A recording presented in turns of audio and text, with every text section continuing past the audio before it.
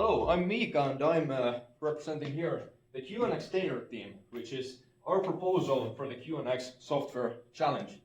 Now, basically what we've implemented here is a runtime, a container runtime, running inside the Raspberry Pi that was given us. But we've also built additional components.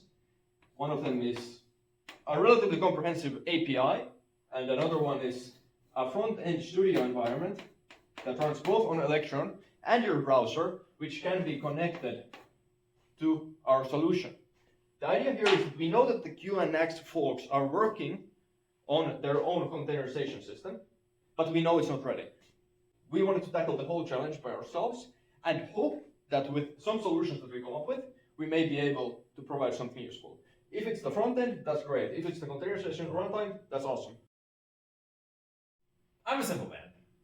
Generally speaking, I like to have containers when I'm running an application. I'm a full stack web developer, and Docker, I mentioned the idea of using Docker for something in the software challenge, and they said, oh yeah, no, we just don't have that.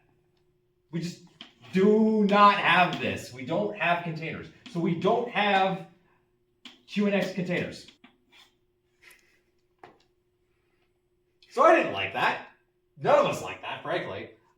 So we decided to do that. How does our system work? Well, it starts with a manifest. Now the manifest, when you have your little manifest, what it does is it takes all of this stuff and it bundles it into a single tarball. Once this gets onto your QNX system, tarball gets deployed, it gets extracted, and you have literally everything you need to run your application right inside there.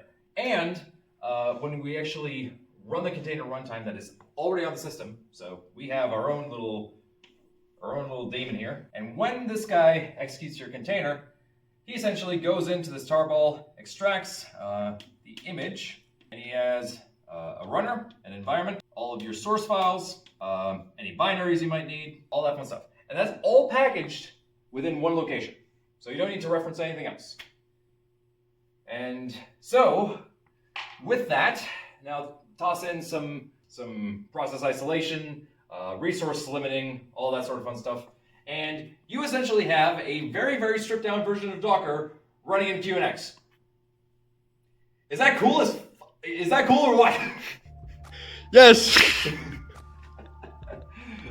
Alright.